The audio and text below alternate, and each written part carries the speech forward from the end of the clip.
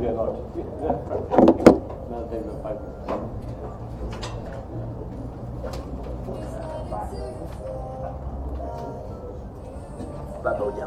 Siobhan.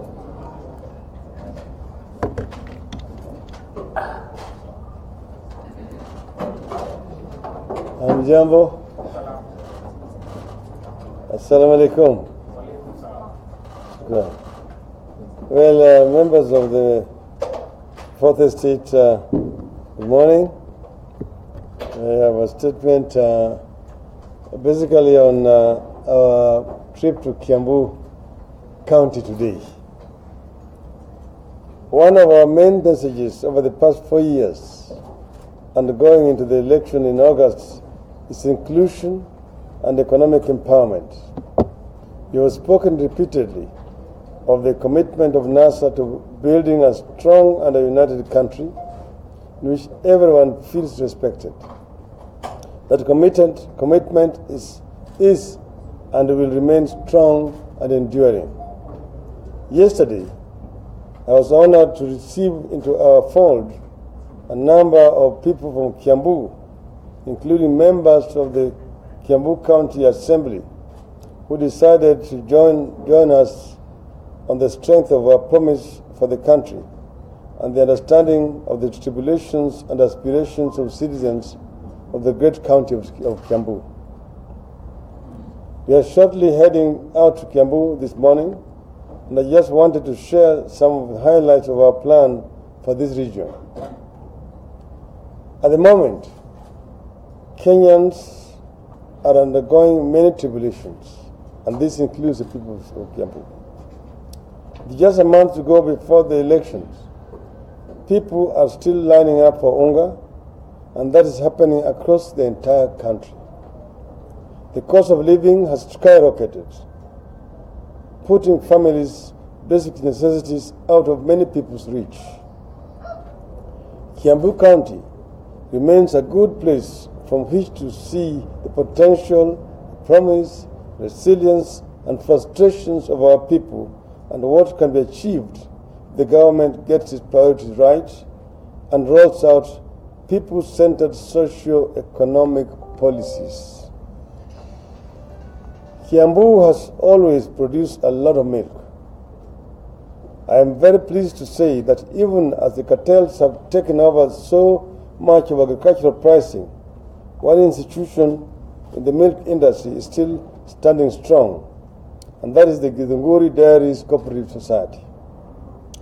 Kikuyu Dairies has defied all odds in the market and has continued to serve members faithfully and diligently, thus allowing many families in Kiambu to take their children to school and provide jobs for residents. Despite the best efforts of the cooperative, its earnings to the farmers have stagnated while farm inputs have gone up and consumer prices risen sharply. This is something we have to confront. Everywhere across the world, farmers are never left to struggle on their own. Our commitment is to ensure quality and affordable farm inputs, seeds and fertilizers are available closer to the farmers. Cooperatives in particular have played a great role in uplifting their members to their lives and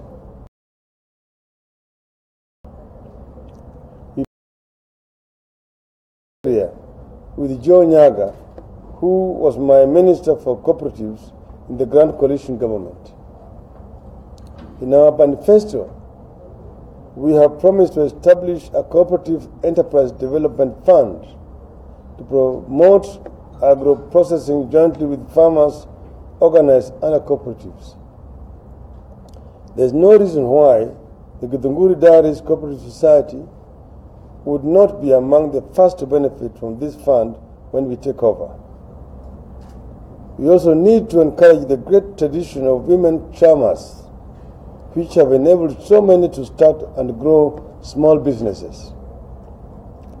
Kiambu and the Mount Kenya region, along with Kericho and other areas, of the most efficient smallholder farms producing world's best tea.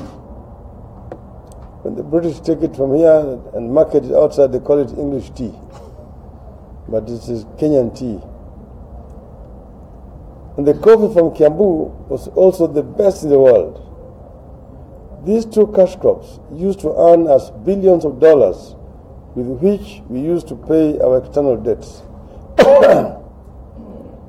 In our manifesto, we have paid special attention to the need to revive these two sectors and to ensure that it is the farmers who are the primary beneficiaries of their production.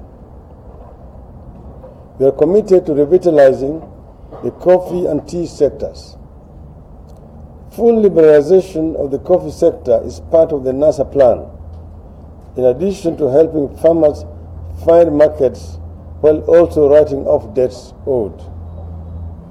We will also explore strict methods of promoting more value addition and local processing of coffee so that Kenya's coffee can be sold to Starbucks as a finished Kenyan brand product. This is what, as you see, the Jamaicans have done better than all of us. The Blue Mountain Coffee brand in the world. Other than involvement in agriculture, Kiambu people are known for their business acumen and entrepreneurial spirit. We harness this potential.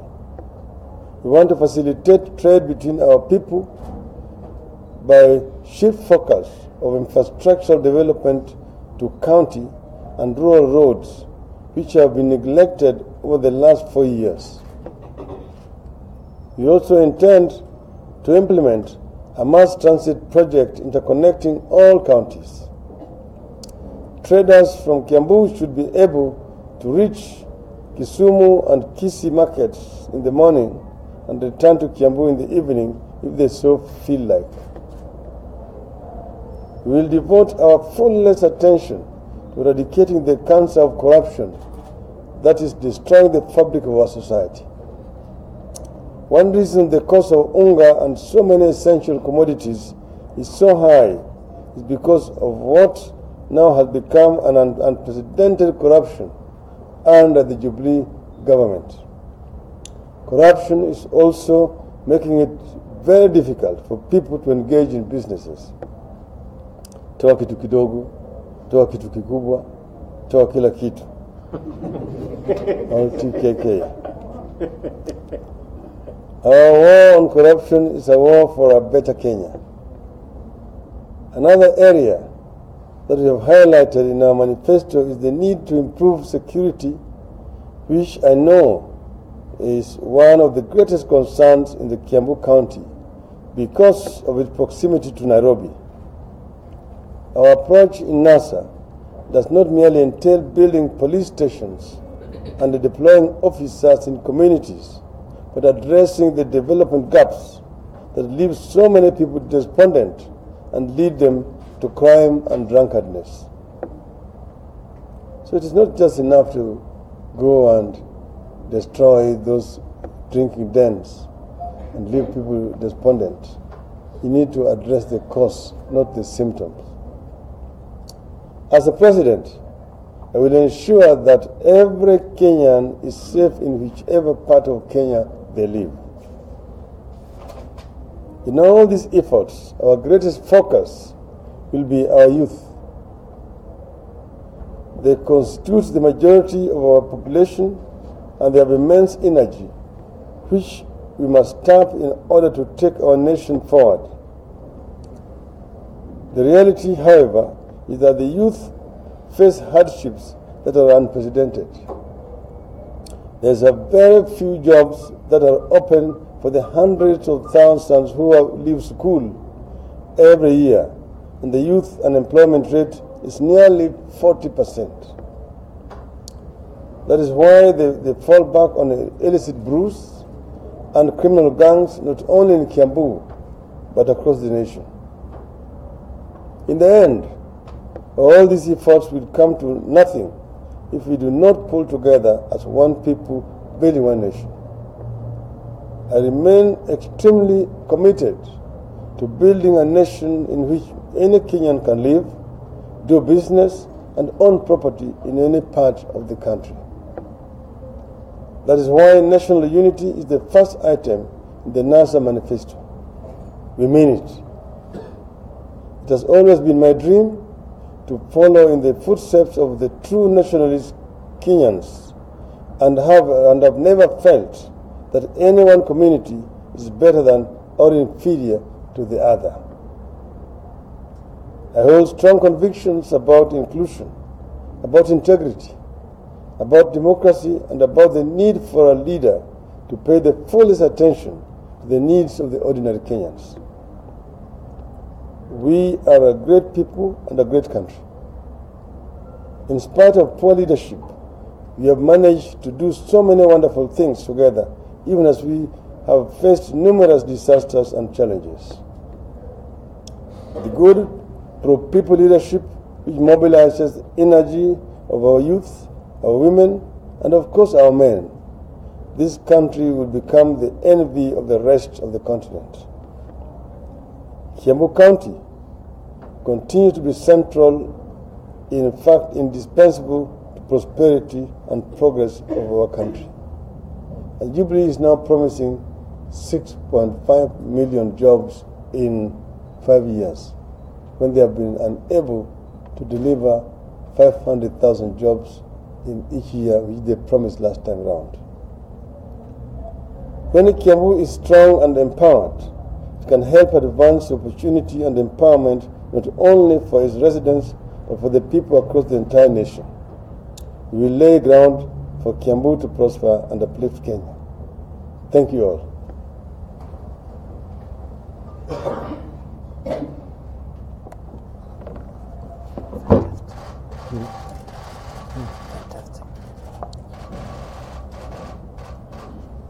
Yes, sorry.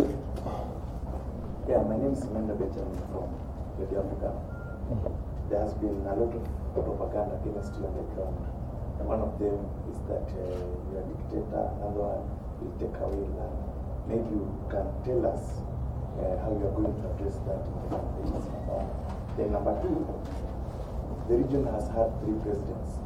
So definitely they have been close to power. How are you going, how will you deliver, and you're not from that region, and yet they already had 3 presidents, and you say they never delivered to them? One is the propaganda you're talking about, that, I'm going to take away people's land. You said, what was the other one? You're a dictator. A dictator. You need to know people who work around me. And I'm not living in isolation. I live in this country. I've been a prime minister. So you can ask people who have worked with me. I've been a minister for roads, public works and housing. I've been a minister for energy. I've also run a political party. So you ask people who have worked with me if I'm a dictator or not. They will tell you that the most consultative leader is Raila Odinga. So the Kenyans don't believe them.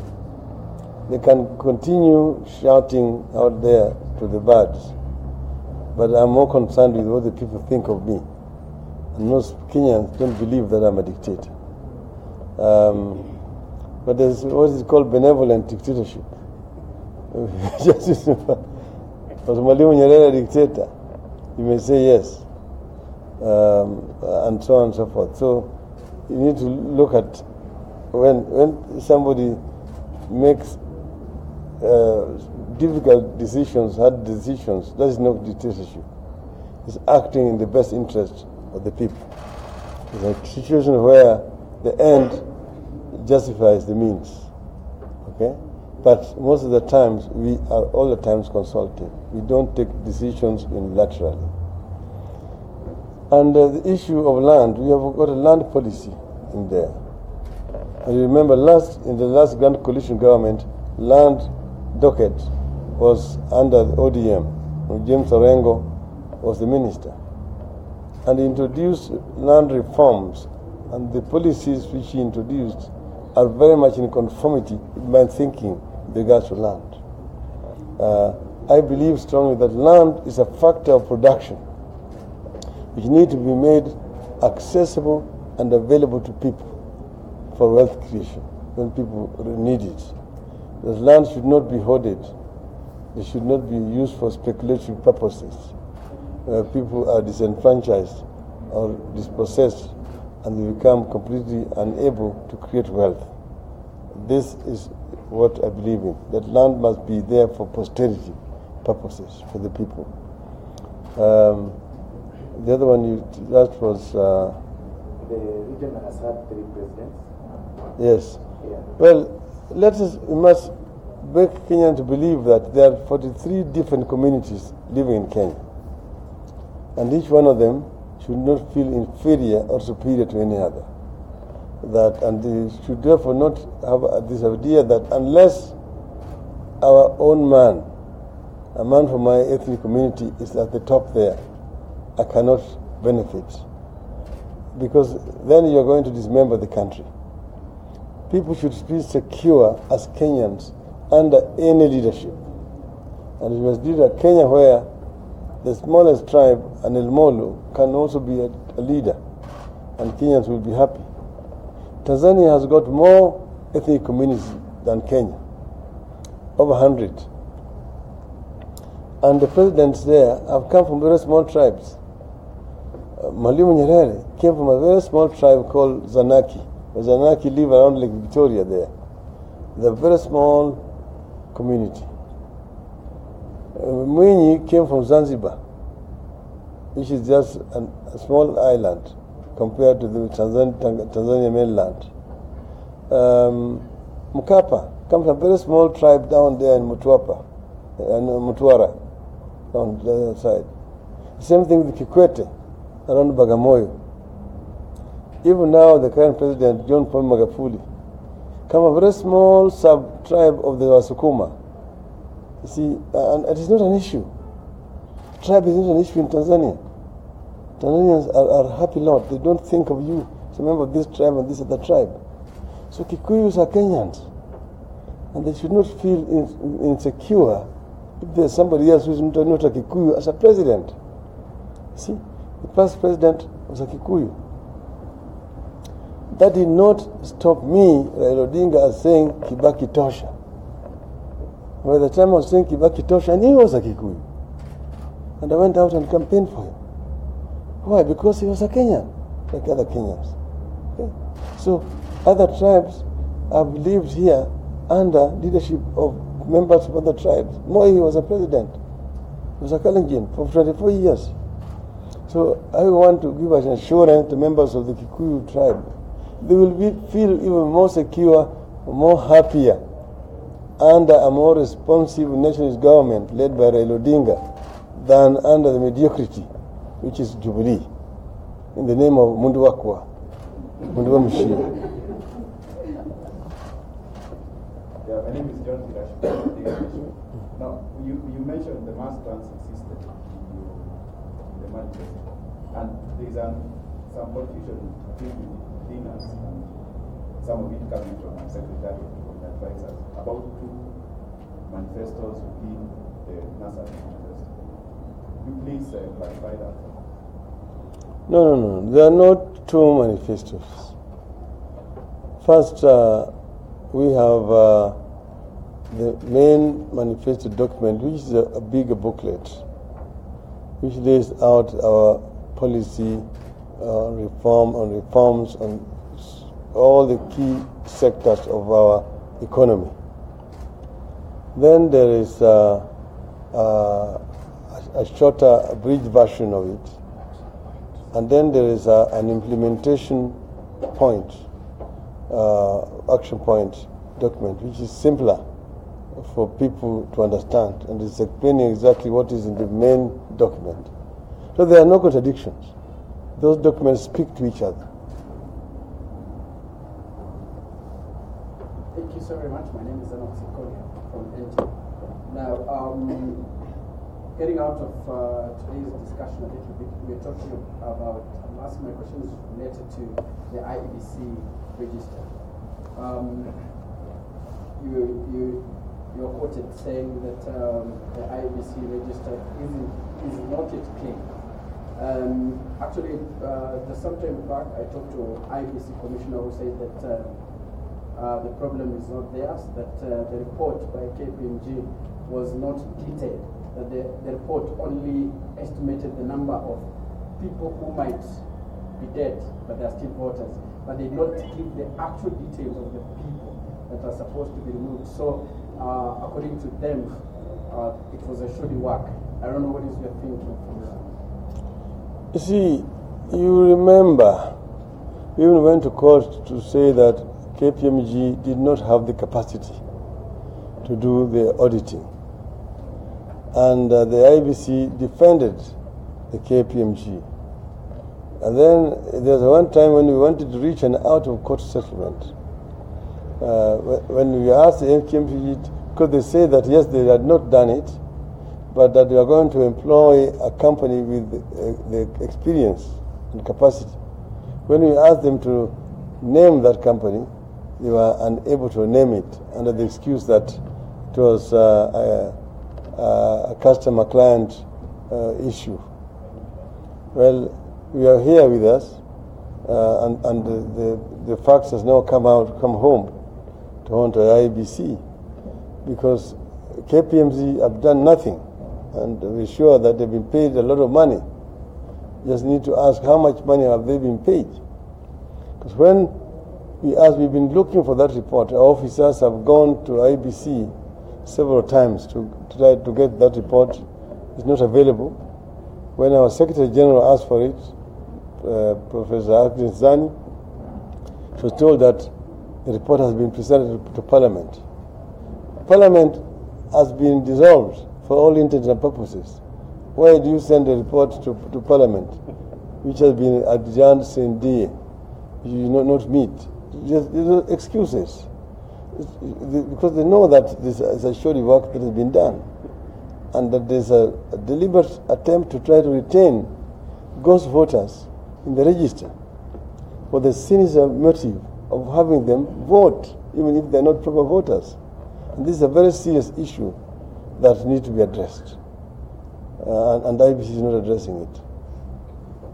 Mr. Odinga, 34 days to the general election.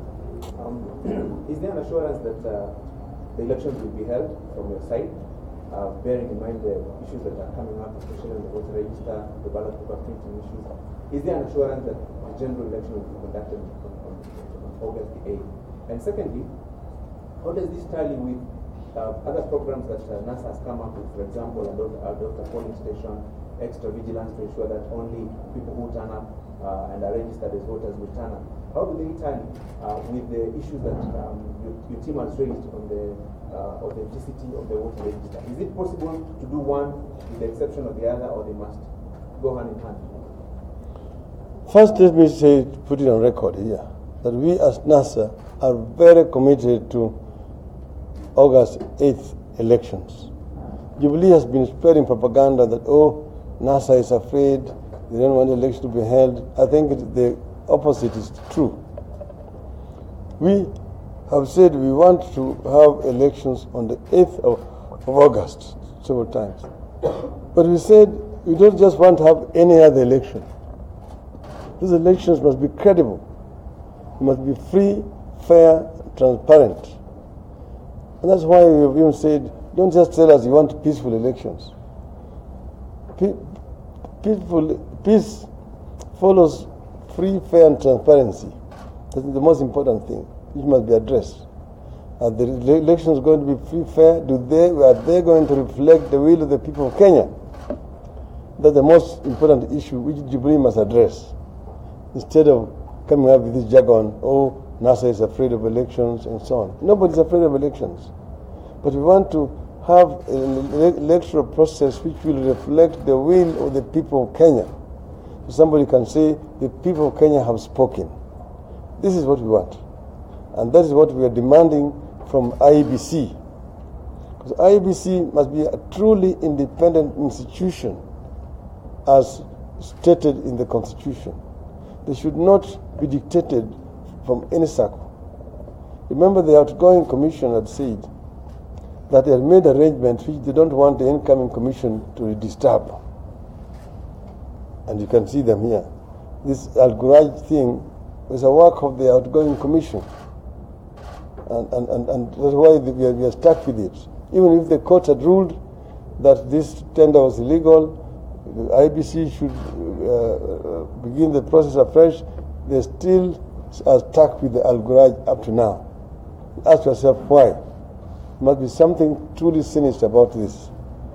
And then the issue of auditing, why should auditing become a major issue? Then you see some staff being suspended, supposedly for ABCD, and then they are reinstated again without explaining why were they suspended in the first place, what has the investigation revealed, why are they being reinstated.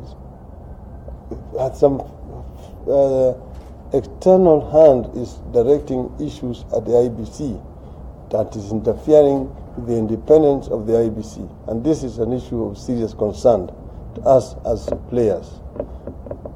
That if you have a referee who is already wearing the uniform of the team you're playing against, you're in serious trouble. Maybe as a follow-up question to that, the printing of ballot papers is underway from 27th or thereabout, and the ones that are not yet printed are for the presidential vote. Is it how do you deal with the situation? Is it a proposal that another company is awarded the tender of printing the presidential ballot paper? Or how do you go about it?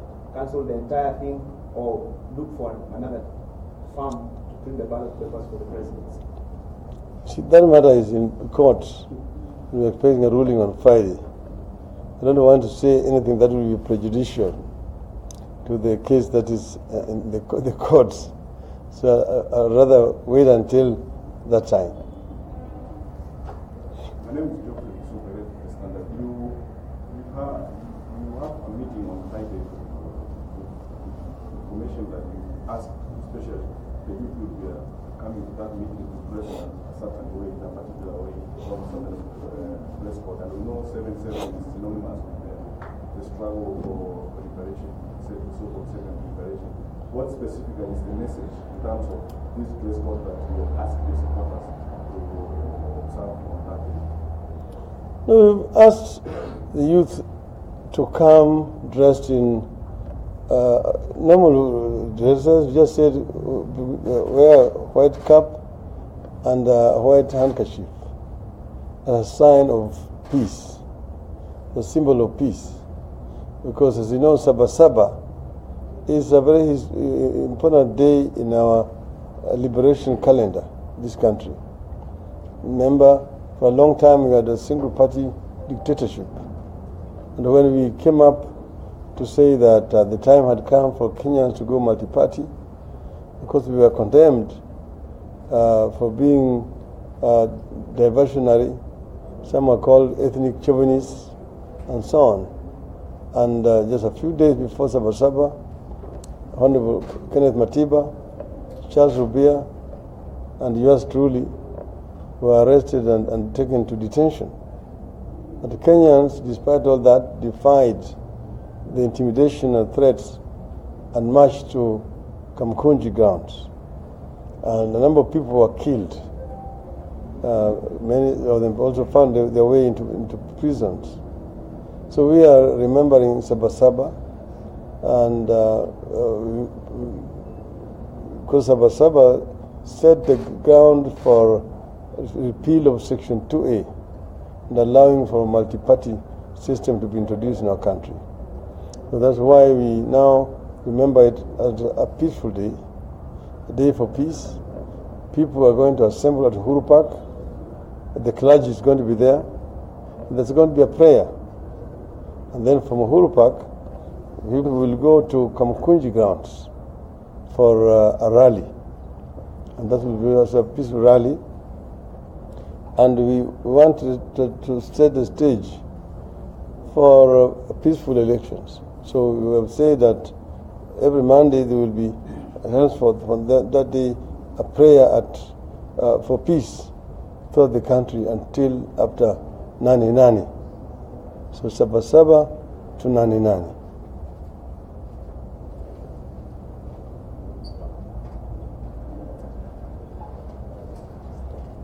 Ningependa kusema ati Sabasaba yani itakuwa siku ya Ijumaa, na siku ya Ijumaa tumewaomba Wakenya wote, sisi tutakuwa na maombi katika Uhuru Park kwa amani.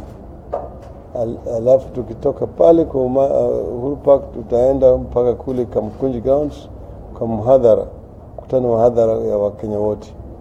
Ningependa vijana wote wa Kenya siku hiyo waje na kofia nyeupe na kitambaa nyeupe kama ishara ya amani.